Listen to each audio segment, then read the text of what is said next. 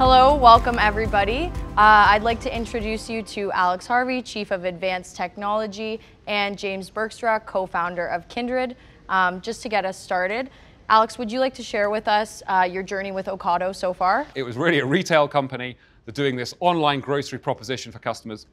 And I joined the IT division, and actually I joined as a project manager because vibration engineer and specialist, it's kind of a niche field in aerospace, and I needed to rebrand myself. So I decided to apply for a project manager role, which was lucky enough to get in, and was delivering a system initially for Ocado with somebody else's hardware, where we were writing for the very first time a Java control system. Before then, it was all like PL SQL, seriously old school, big Oracle databases, and P7 machines and stuff like this. Anyway, I was very lucky that the CTO at the time, and actually still a great friend of mine, recognized that I had a bit more of a technical background and asked if I would lead the robotics team in addition to a few other things. And this was like a tiny little robotics group. At the time, it was like 2 people. They were asked to go and develop robotic picking systems. They were given, the lab was like this chain-linked fence, looked like a dog cage, in the back of one of our warehouses. It was high temperature, vibration, noisy, a terrible environment for going and developing robotic systems. So for a few years, kind of was trying to convince the CEO to invest more. And most of the time that we spent was building the warehouse automation system that is today part of the OSP platform that we provide to international retailers like Sobeys, Voila, in Canada, but actually Kroger in the US, Aeon, Japan, now Lotte in Korea, and a bunch others. So I was instrumental and was very lucky to lead teams doing simulation, the development of the robotic systems. We even built our own proprietary wireless system. So amazingly, doing signal processing, wireless, it's all the same kind of technology, same math. And at the same time, we were me and this robotics group, we were a bit frustrated that we weren't able to invest more in kind of robotic picking and item handling. And so me and my lead roboticist in the UK, we wrote a couple of proposals for a funding program in Europe called Horizon. Actually, at the time, it was called Horizon 2020. Now it's called Horizon Europe. And we were really lucky. We wrote these 2 awesome proposals with a number of great academics across Europe for robotic-based projects. One was called Second Hands. It was like this humanoid robot for proactively offering support to maintenance technicians. And the other one was called Soma, which was about soft manipulation. And we were so lucky. We won both projects. We managed to get 40 million of funding. And that really kicked off us building a proper lab, hiring enough engineers, and really getting our robotics capability up and running. So I've been so lucky at my journey at Ocado. Been 13 years there today, and that is sort of the journey that I have from leaving school and to brings me here today. Yeah, of course. And can you tell us a little bit about Ocado and Kindred's relationship? Yeah. So, as I say, these 2 programs were kind of instrumental in kickstarting Ocado's activity, and it developed an awful lot of R&D capability for how to do manipulation. We weren't just a use case. We wanted to do the research work packages and working with these researchers. But all of our experience at this point in time had been very much like lab-based R&D. And so we knew that we wanted to start moving this stuff into production, and we had a little production system. But we definitely struggled in the kind of move from the lab and from R&D into production. And so myself, again, very lucky, along with one of the strategy people in Ocado, we went and wrote some papers, some more papers, I'm afraid. Occasionally, you do have to do this kind of stuff. And we started a global market scan. This was around kind of COVID and lockdown. And so we did an entire global market scan of all the kind of robotic companies around the world, and we're analyzing them, setting them challenges, interviewing them, from my perspective, all from my kitchen table with my kids running around. What we were really focused on is kind of augmenting the Ocado team with a team of engineers that had a similar kind of set of values, were passionate, had some amazing technology, and had a kind of a proven ability to deploy robots into production. And really, this is what kind of drew us to Kindred, was that they had this fantastic team. They had a tech stack that we thought really worked and gelled with what we were doing. They had an approach that was consistent, that we liked. and had deployed over 300 sort machines into the field and were growing. They had also developed some awesome technology, such as the teleoperation technology that I know we've been speaking about today. And so between like the tech, the people, their awesome business, they were definitely the front runners. And so we were lucky enough, after some wheeler dealing, which wasn't mine, right? I'm the tech guy. The strategy guy, he did all the business stuff. We were lucky enough to be able to acquire our top choice of Kindred. Of course. Thank you, Alex. And James, do you mind telling us a bit about your journey with Kindred? Yeah, I was co-founder of that company that just got praised to the sky. But Alex, thanks for that. That was 2014. And I was fresh out of university. I think the origin of why the co-founders and I created Kindred goes back like pretty much as far as I can remember. Being reminded to speak up in this intimate fireside chat, so I'll try to do that. I think the motivation that led us to the Kindred / Ocado technology that we have now goes way back to I grew up on a farm, and there was this combination of labor and machines and like ingenuity and intelligence that kind of comes together. And I grew up, and it was very formative for me. And I've been I've been reflecting quite a bit on this recently, so it's sort of a personal story here. But I moved away from that, came to Toronto, and did undergraduate, and I did computer science. I was interested in philosophy and theory of mind and all that kind of stuff. But I was in computer science, and it didn't seem like they necessarily had a ton of answers for how to make intelligence, and so I was, well, fine, I was probably going to drop out. And then I took a course from a professor here at the University of Toronto called Jeffrey Hinton. I'm not sure if he's famous enough to be known to everybody, but in machine learning, it turns out he's like a legend now. And he was an undergraduate professor for me, and he was like, well, if you program a computer like this, it can kind of learn like a brain. And that was like a mind-blowing thing, and then I went to graduate school after that and studied like with some other professors that are now Turing Award-winning professors for that work that they did, they kind of discovered how to make artificial neural networks see, and do the computer vision that actually works. And coming out of that, there's a lot of applications for that technology that you see now at Microsoft, at Google, at NVIDIA, OpenAI, and I didn't really see any of those applications as being particularly, it didn't really do it for me. And I wanted to come back to Toronto, and I wanted to create opportunities to make that kind of technology realize its potential. And a couple of co-founders did inspire me. I didn't really have it in my mind to do a company, but they were like, how about we just try to make human-like intelligence in machines? And I wanted to have a way of having that kind of opportunity to develop that technology be in Toronto. So I'm deeply appreciative and proud of being able to invite everybody here today to be like, let's join this. Thanks for coming. I do hope that you will see that there are some roles here that are really exciting and inspiring.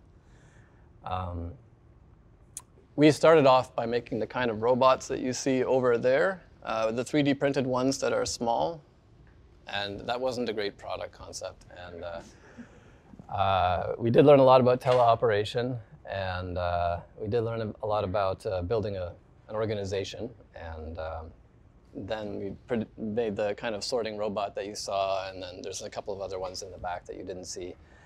now we're doing grocery handling, and it's turned from a science project into a business, and especially as part of Ocado Technology. I think for a long time, candidly, we didn't really have like it felt kind of like a science project and a bit random, and we were trying to find product market fit and so on. But I'm delighted to be part of Ocado Technology because I feel like a lot of the time that people spent, well, I spent, growing up, like. It seems kind of like a small thing, but like we spend a lot of time wandering around in the no-frills, in sound, and that was not quality time with the family. That was annoying, and so if we can use our intelligence to actually make machines that have enough intelligence to save people that time and trouble, that's I mean, it's kind of awesome, and I'm delighted to be part of that. So we keep looking for different kind of product market fit and so on for what we could do with that combination of intelligence and machines. And I think for me, that's kind of why I was mentioning the aerospace bit, going into grocery, right? Most people won't imagine things like logistics, grocery delivery being exciting. You kind of come out of university and school thinking, actually, big blue chip organization, that's where I should go. Today, Ocado Technology is a real tech company. We no longer own the retail company that I kind of joined 13 years ago. That's now a joint venture. But actually, what's really important is that we still have access to be able to test our technology in this retail company.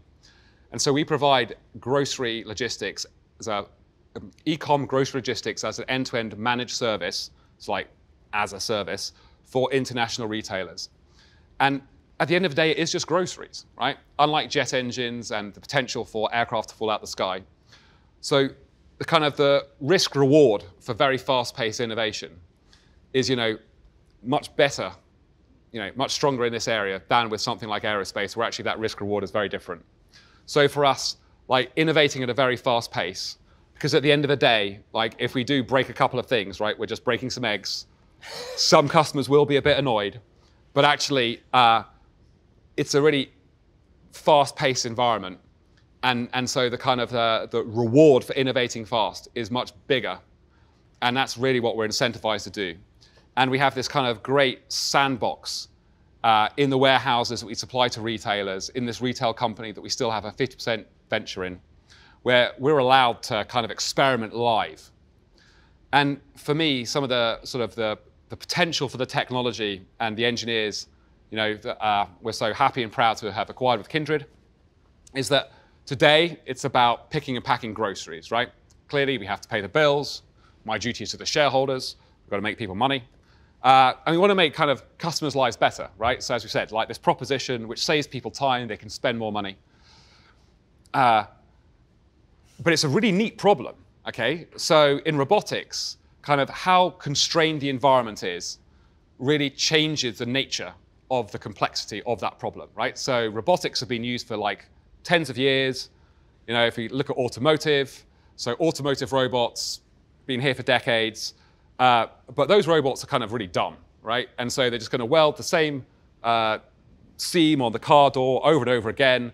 And actually, if there's no car there, if you put your leg there, it'll just weld your leg, right? So these are stupid robots where you have to map out the environment to kind of excruciating, like high complexity fidelity in order to be able to get them to do their job repeatedly.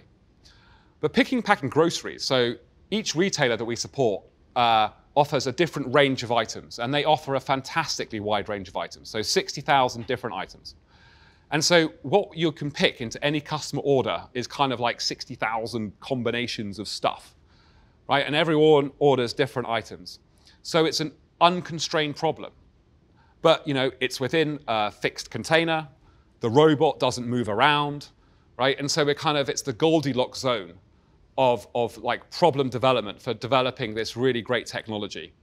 But for me, in the future, right, we can take this technology once we have this generalized dexterous manipulation capability that can pick and pack 60,000 items, and not just items for Canada, items for the US, items for Europe, items for Asia.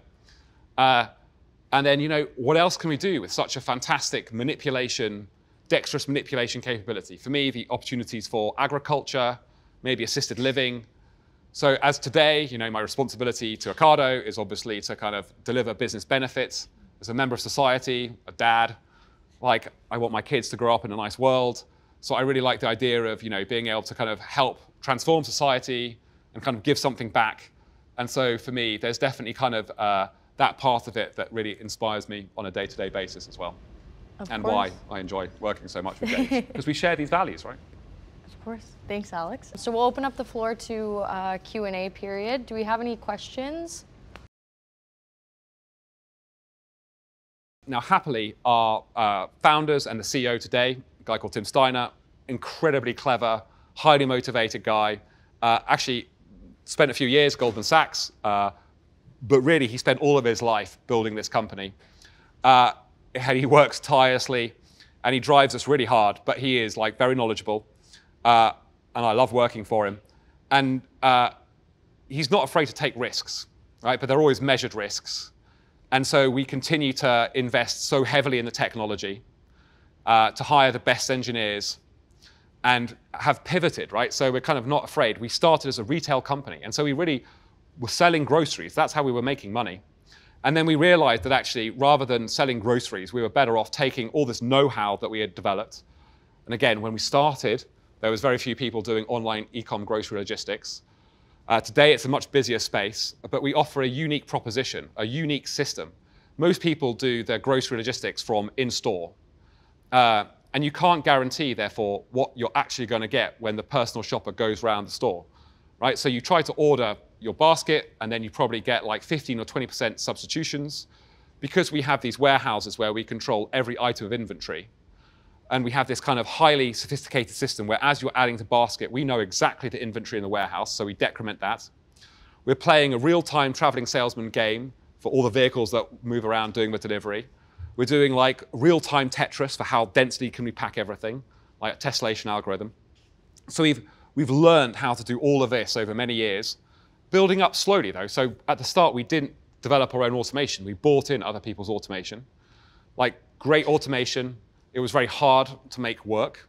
So we learned some of the challenges and were then able to innovate. And so I think it's this kind of having faith, being able to take risks, but measured risks, hiring in great teams and engineers of people, having belief. Like if you look at our share price, right, it's quite volatile. There's kind of always mixed reviews about Ocado as a company, because like some of the other great tech companies, right, we were very lucky with the shareholders that we have, that we're able to continue to invest all the money that we make as a profit to keep improving the R&D. And so that's why today we're able to offer international retailers like this fantastic product. I mean, I don't have like a magic recipe for how do you stay in business other than you've got to find like your niche area. You've got to work out how to exploit it. You've got to be better than everybody else. Being a first mover is really important. And continuing to invest and double down. And don't be afraid to change, to pivot. We started as a retail company, and today we're a tech company, because actually we recognize that that was a much better way to scale globally. Like there is almost no retailer in the world that has worked out how to be a good grocery retailer throughout the world, right? Tesco's came to the US and have retracted. There's almost no one who can do this globally because the market is so different. And so we realized that being a retailer globally is a very hard thing to do, but being a tech provider globally is definitely something that we recognize we could do. There's a research paper that came out recently from Google where they combined the data used by a bunch of different robots, piled it all together, and the data was coming from different robots doing different tasks.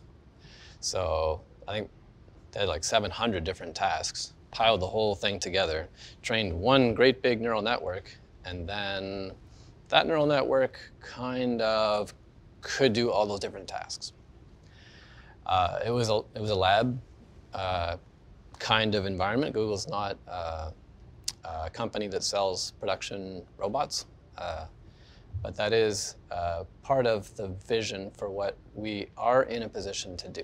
So as there are more kinds of products, and as we get we record everything off of these robots as they're running. So as much as we can get off of the sites where there's some details. But that is something that we are sort of set up to kind of get to down the road, is to be able to reuse the AI or the components or the, basically whatever we can between the different products that we go after, so that over time, our time to produce a robot gets smaller, and the number of kinds of tasks that we can take on is bigger, and the number of constraints that we require of the environment, that like everything that must be so neat and tidy, those are the things that make robots hard to deploy and hard to use. And so every time we're trying to make a robot, we're trying to kind of chip away at that frontier.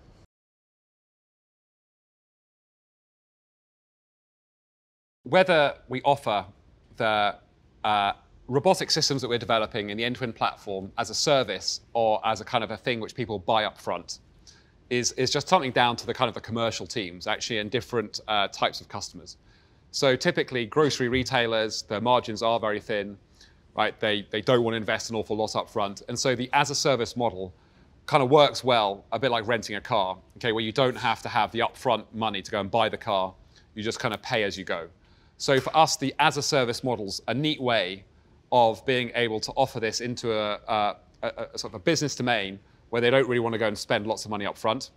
And also, it's part of that kind of establishing trust, because we're saying that we're going to guarantee a certain amount of capability, and then the retailer's not taking the risk of having to spend lots of money up front. We say, like, we are going to deploy all this stuff at our cost in your warehouse. We will operate it for you, give you this throughput, and if you don't like it, we can take it away. Right? And so it's kind of like very, very low risk. It's a great kind of way of moving into this market. As I was trying to explain, actually, we have a business unit that's taking this technology and is looking to move it into other markets, where that might be an as-a-service model, but it might be a CapEx model, right? So there are different markets where actually they would rather spend the money up front, have the asset themselves, and we will still obviously improve it over time with kind of service and kind of service agreements and software deployments. In terms of optimizing the warehouse and retrofitting, so this kind of comes almost back to this automotive thing, right? So yeah, we certainly at the moment are now redesigning warehouses. There was a video, in fact, a product launch about a year ago. So if you were to go and type in Ocado Reimagined, we did this great big product launch of the next generation of robotic technologies that we are deploying that will kind of unlock some incredible benefits. Those technologies enable us actually to start redesigning the warehouses, right? And so the warehouses themselves, the retailers provide, right? And they have to provide a certain amount of space.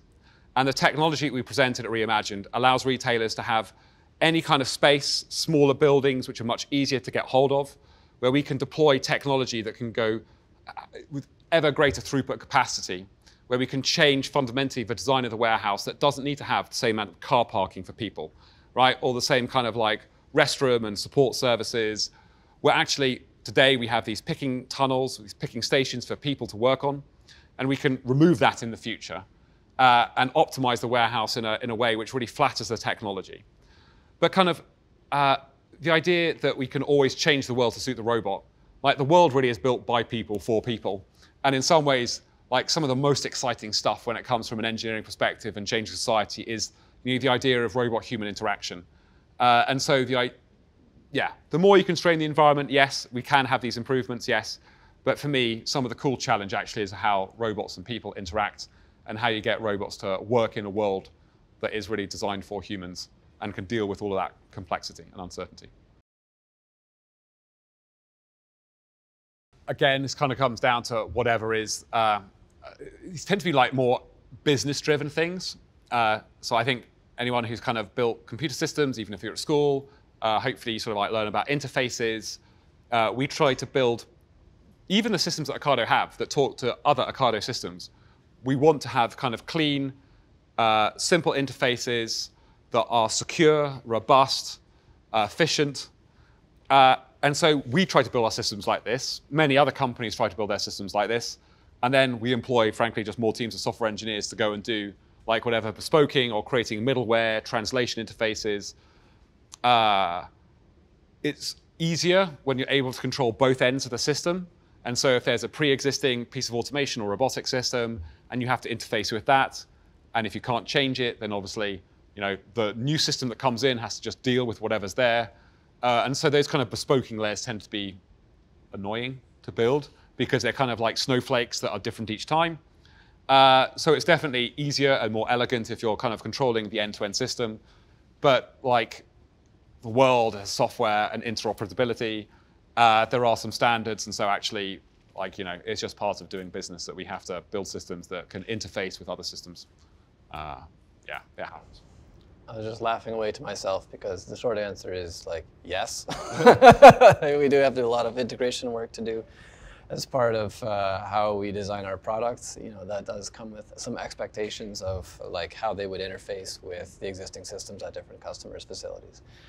And all the complexity that Alex hinted at is part of the day-to-day for some of the teams. If you go to these kind of trade shows, right, where there are kind of like automation, storage and retrieval systems, right, there are on the market a bunch of very standard, prolific warehouse management systems, right? Red Prairie, whoever. There are a bunch of what are called automated storage and retrieval systems, and typically the kind of the delineation between those systems are quite similar. And so, like, one automated storage and retrieval system might operate in a very different way, have different mechanical characteristics, different performance factors, but typically the kind of the abstraction, if it's an automated storage and retrieval system, what you're doing is like move a box from here to there, and the warehouse system, management system just cares about give me the box. So it sends an instruction of give me this box, and then the automated storage and retrieval system has all the kind of the local knowledge to work out how to move the automation to go and find the box and deliver the box to a certain place, right? And so it kind of abstracts it. It's simple. It sounds so easy. Yeah, I know, it's very easy. Why is it so hard to make robots? All right, I think we're done. Thank you so much. Thank you very much. Yeah. I hope that was interesting.